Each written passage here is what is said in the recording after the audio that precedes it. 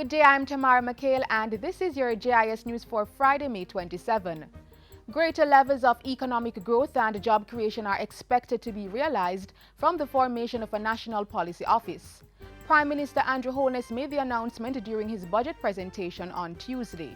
This will be a compact team of technically knowledgeable and effective systems managers drawn from the existing managerial level across agencies and departments under the new ministry. They will act as the coordinating nucleus of policy development and implementation, reporting directly to the Prime Minister. They will also act as the anchoring secretariat for the work of the Economic Growth Council. While closing the budget debate on Wednesday, Finance Minister Audley Shaw assured the country that the underlying economic fundamentals and confidence in the Jamaican economy remained positive. He was responding to a noticeable increase in the pace of depreciation of the Jamaican dollar since mid-April 2016.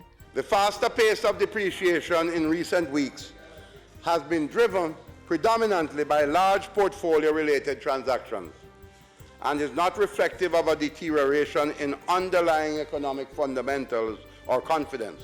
To ensure orderly conditions in the foreign exchange market, Minister Shaw said the Bank of Jamaica would be maintaining a presence in the market until conditions settled. Beginning on Friday, May 20, the bank has intervened by selling substantial amounts into the market with the effect that the pace of depreciation has now decelerated. He also asserted that there was no shortage of foreign exchange in the country. Bank of Jamaica Governor Brian Winter echoed the Finance Minister's comments on Thursday, pointing out that the country's net international reserves remained robust and continued to exceed adequacy levels. Mr. Winter, who was delivering the BOJ's quarterly monetary policy report for January to March 2016, added that key macroeconomic indicators were positive and conducive to a pickup in economic growth. Unemployment is declining. Private sector credit for both personal and business purposes is expanding. Market interest rates are falling. Business and consumer confidence is high.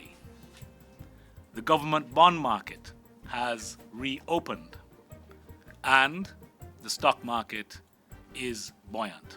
And the central bank governor also reported this week that inflation for the 2015-2016 fiscal year had fallen to an historic low of 3%. He said this was lower than the 4% recorded in March 2015 and well below the target range of 5.5% for fiscal year 2015-2016. It represents the lowest fiscal year outturn since the fiscal year 1966-67. Mr. Winter attributed the lower rate to a 1.3% fall in consumer prices in the March quarter. He said this was mainly influenced by declines in energy and transport-related costs, as well as domestic agriculture and food prices. The low level of inflation is also the result of Bank of Jamaica's monetary policy, supported by the strong fiscal policy stance of the government. The fiscal anchor has proven to be a powerful force for macroeconomic stability. In line with this, inflationary expectations continue to be firmly anchored in single digits. Inflation continued to decline in April, with Statin reporting the figure to be 0.4%. In other economic news, Finance Minister Audley Shaw says a team from the International Monetary Fund, IMF, will be in Jamaica for 2 weeks in July to comprehensively look at the country's tax reform system.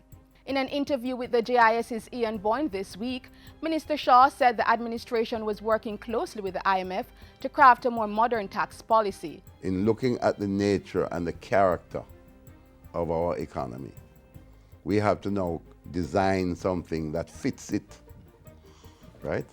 And can yield the optimum in not just in what you earn by way of revenue, but interestingly enough, that optimization of which I speak is also how you incentivize the production process.